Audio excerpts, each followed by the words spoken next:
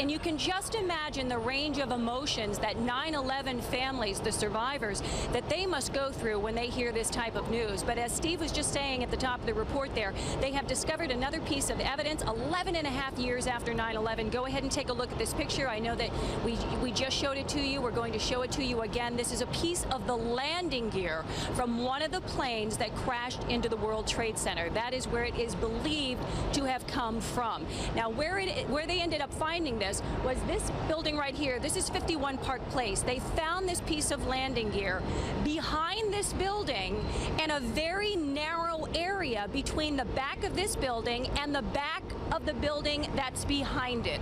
We also have a picture of that little area, which shows you just how narrow that area is. It's just a little bit of a sliver of an area. You can barely see light through it, but that's where a surveyor who was working here on Wednesday ended up finding it. Now, the owner of this building had hired the surveyor to do some type of work.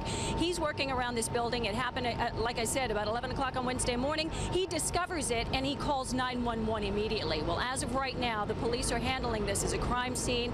They are keeping this closed off. They've taken pictures. They've documented the evidence, and they're waiting for the medical examiner's office to show up here to inspect the area, investigate as well, and also to possibly determine if there are any possible human remains also in that area.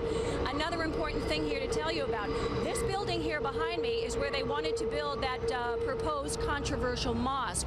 Those plans fell through, but also this building, the roof of it was badly damaged from one of the planes after it crashed into the World Trade Center towers. We're about 2.5 blocks from ground zero. Some of that debris flew back and landed on the roof. They discovered that soon after 9/11, and the roof was badly damaged. Now, all these many years later, they find what they believe to be a piece of the landing gear from one of those planes in that very narrow area. So again, we're waiting for the medical examiner's office to show up here and determine if there possibly could be any more pieces of evidence there, any more pieces of possible human remains.